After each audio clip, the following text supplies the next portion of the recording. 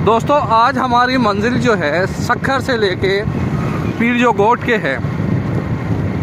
हम इस time central jail cross करके पीर जो गोट की जानिब बढ़ रहे हैं और ये आपके सामने अल्लाह की नेमतों में से एक नेमत वो खजूर और आम के दरख्त और केले का ये इलाका है मशहूर बड़ा।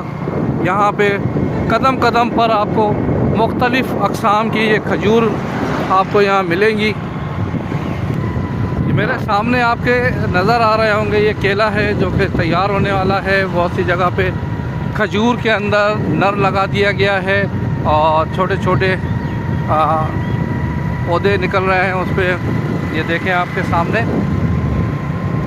और इस साइड पे अगर हम देखें खजूर के दरमियान ये खूबसूरत आम के दरख्त हैं और आम भी तैयार हो रहा है। जैसी ही गर्मी थोड़ी शिद्दत पकड़ेगी तो